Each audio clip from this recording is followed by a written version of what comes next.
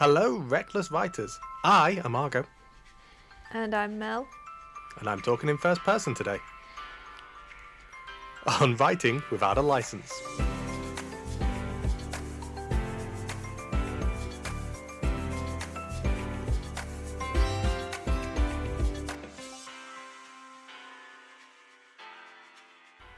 Okay, so, Argo, what even is first person?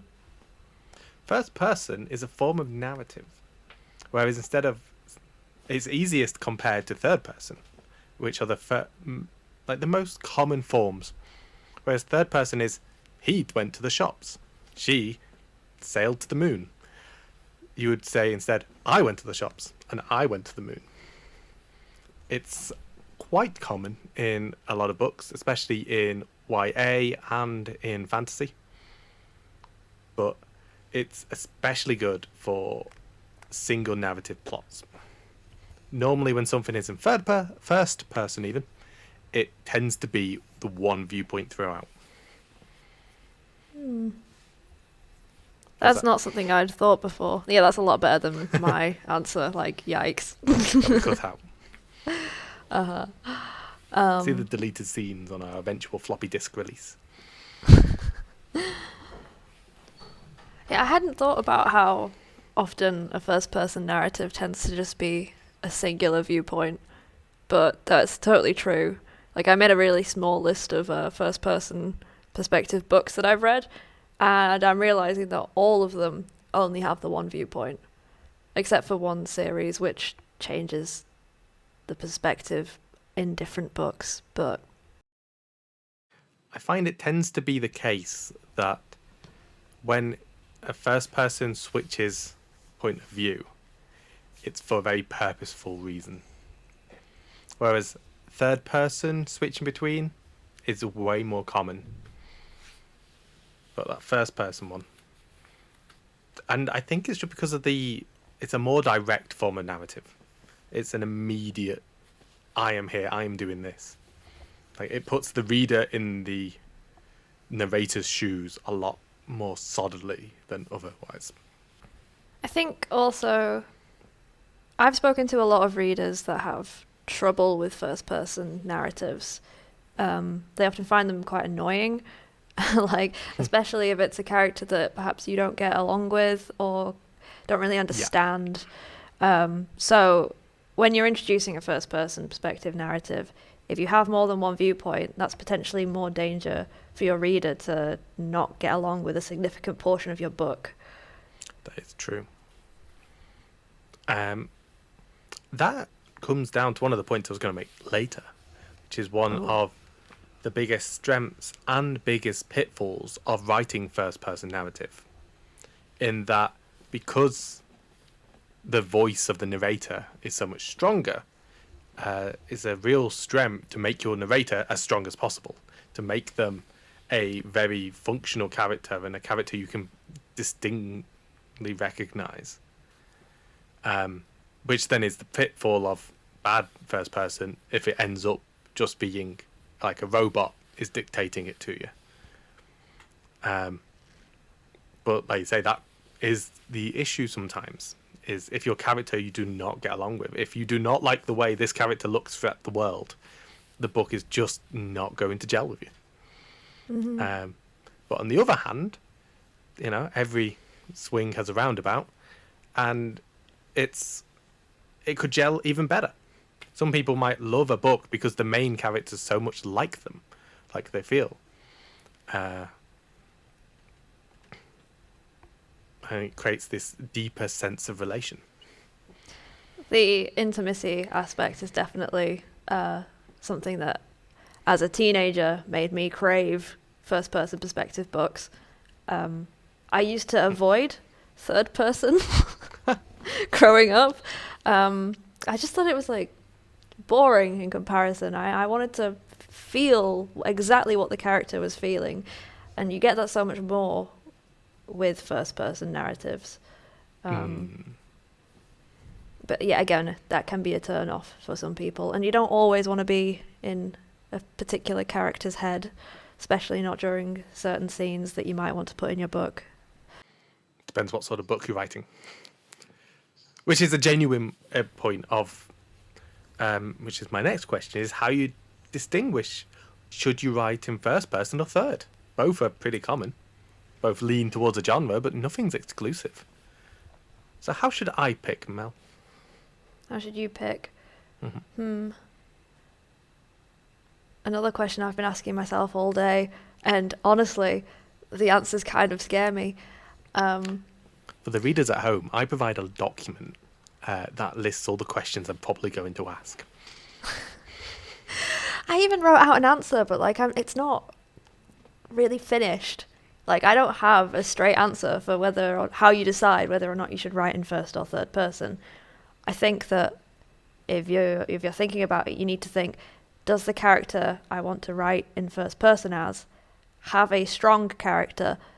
If the answer is, you know what, if it's no, then that doesn't necessarily mean you shouldn't do it, because now I'm thinking of The Great Gatsby, and Nick is a very boring character, but he sort of like frames The Great Gatsby. So that's not even true. So like this is the thing, I could just talk myself around in circles all day. I don't really know. I think it depends how you feel.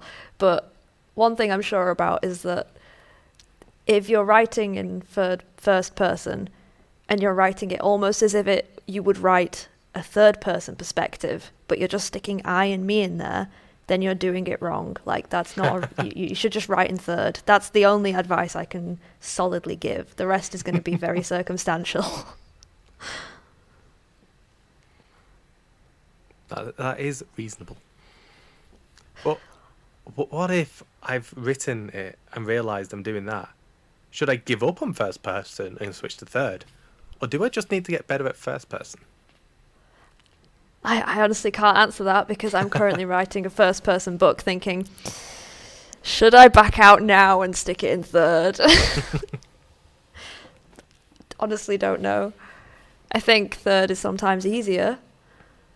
I think people often think, oh, it'll be fun to write in first person, maybe me, and then don't really like know all that much about it, or haven't thought enough about it before they start, and then it turns out to be more difficult than you expect to make it meaningful.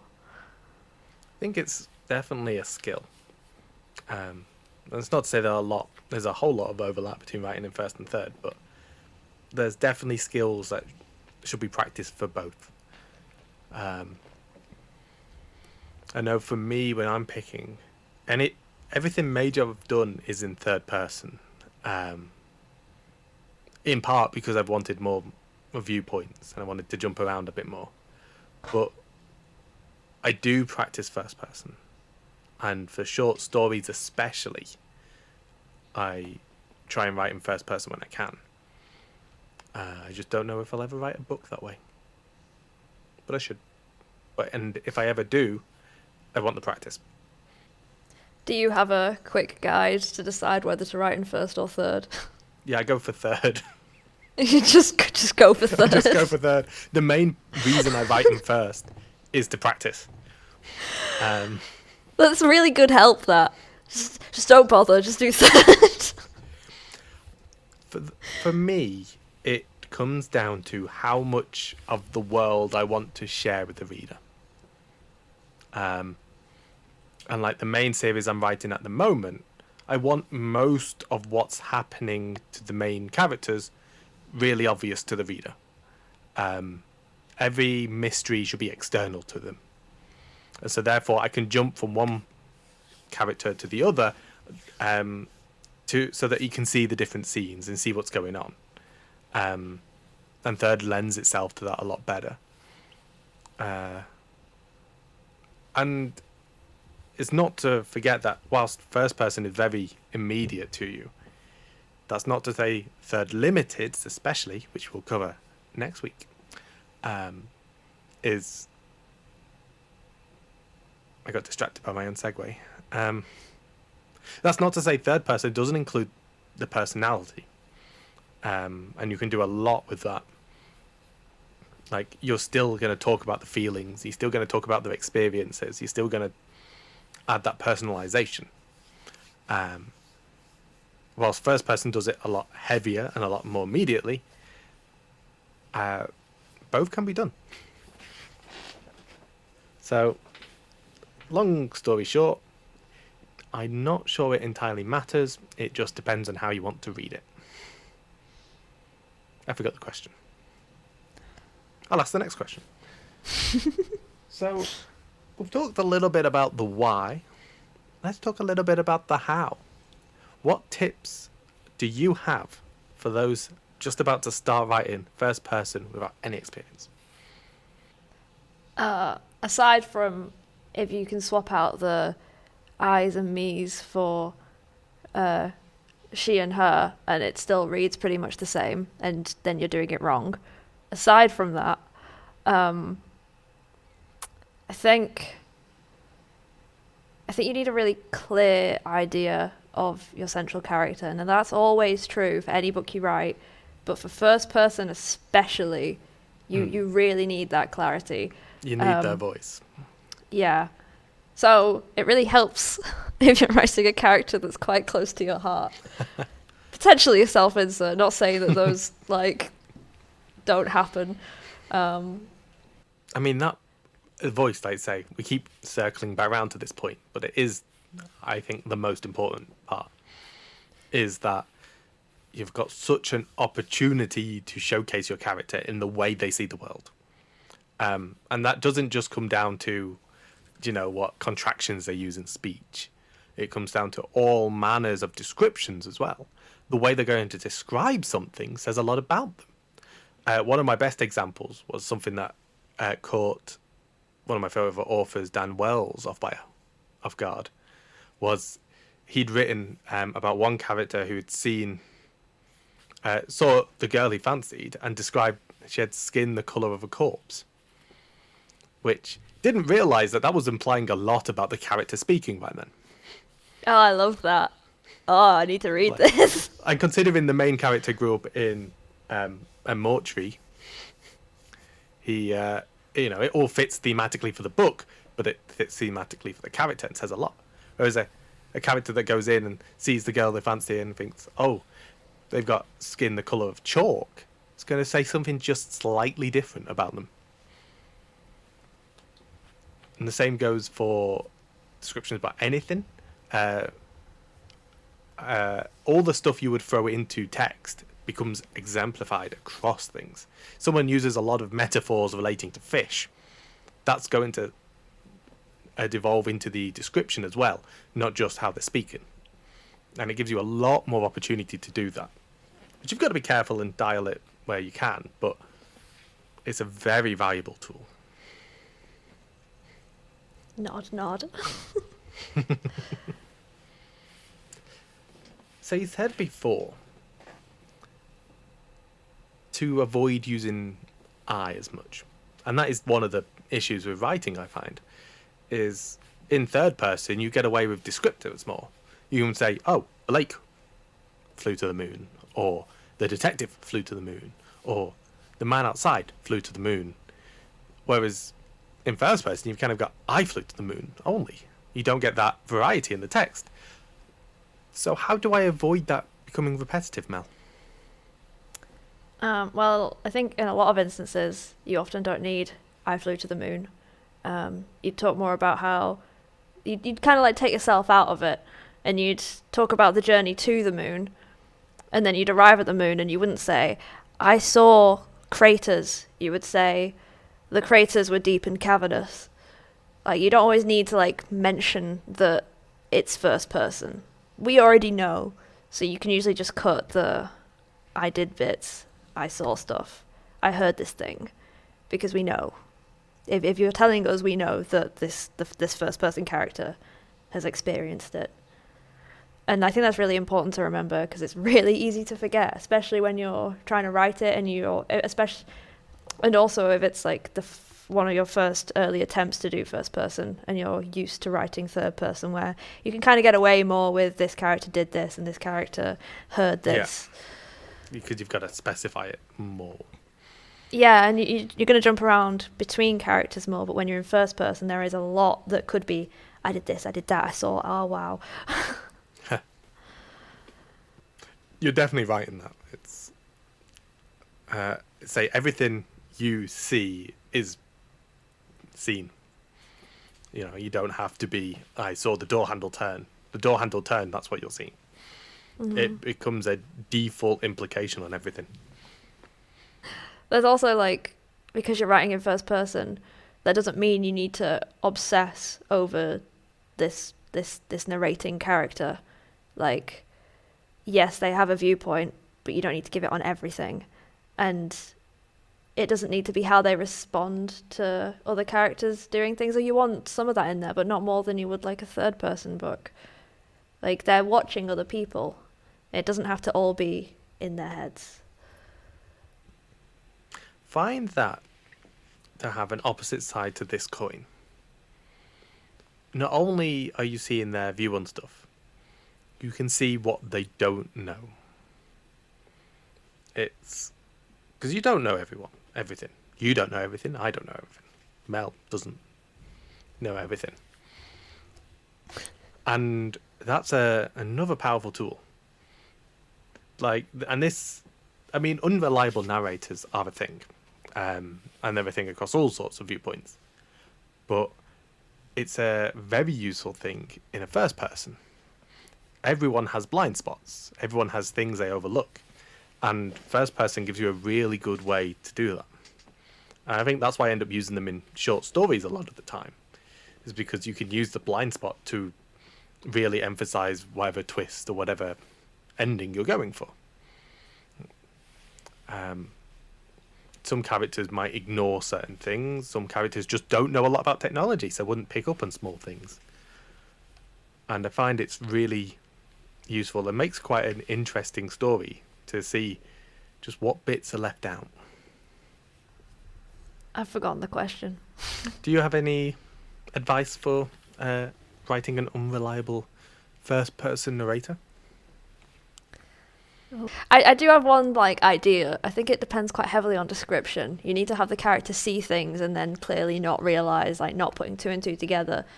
But you also need to rely on the reader getting that. And I think sometimes my perspective of like what a reader can and can't get differs depending on like which group I'm speaking to. So you mentioned before about how you almost exclusively read first person before. Do you have any favourite examples of where first-person narrative has been used well? Or where it's been used well. Or examples that our listeners can learn from? Well, I'm extremely critical, so I'm hesitant to say that anything is like perfect.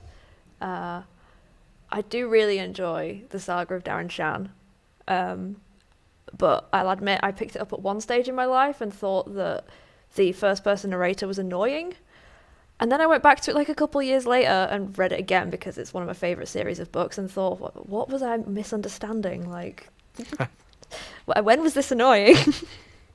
I think the character has a few quirks of like being written as a child. Like, because child narrators are another thing that you need to think about. Like, is it just annoying? Darren Shan is not annoying, the character. I don't think the author is either. I think he's lovely on Facebook. But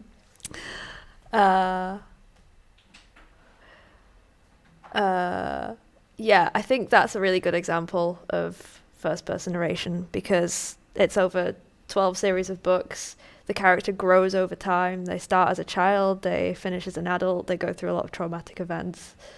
Important stages of life. And I think the writing develops along the way as well. So I think it's a really interesting read. But for a more adult audience, like a very adult audience, I really recommend Glenn Duncan's The Last Werewolf trilogy. Because, wow, that's a ride. Like you were saying with Darren Shan, I found similar with the Dresden Files. Like, the beginning I always found starts off rough, but in the later books you get that same sort of growth, you get to see the immediateness of them getting better as they go on, which is always loving those sort of things of, because over that many books you end up coming back to the first one at some point and being like, whoa, this is a different character than I ended with. just for knowing that growth over time. And it's a good example for me to show first-person narrative, because you can compare Dresden's own viewpoints in the main series to some of the short stories which are told by other characters in the universe who are around them. And it's interesting seeing that difference between how Dresden would describe someone and how the others will. One of the most notorious and notable aspects is that Dresden himself is fairly sexist, especially early on. And it does put people off the series, but then you compare it to a short story where all that's notably absent. As soon as you start looking for it, you realise, oh, I think this is a purposeful thing for the character. This is purposeful for their voice. And like we were saying earlier, it's polarising. Some people just cannot gel with that at all, which is fair enough. And for those who don't overlook it, they can gel with other aspects of the character and such. But it's a good example for comparing like for like of this is one character doing this, this is another character doing that. And in fact, I would advertise that as something that's good to practice to improve your own writing ability, is to take a scene you've already written, ideally something you've written in first person, but otherwise you just have to do it twice, and write that exact same scenario with two characters and do one from one first person and one from the other, and spend a bit of time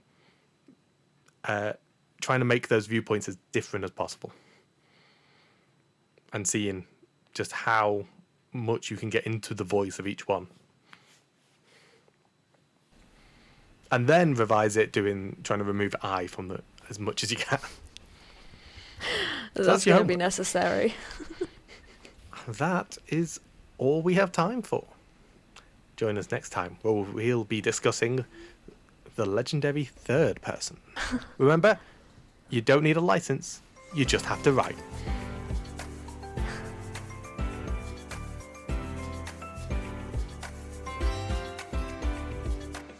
I think that was it. You can add it in later, right? I don't want to add it in later because that means getting dressed back into this when I'm editing it.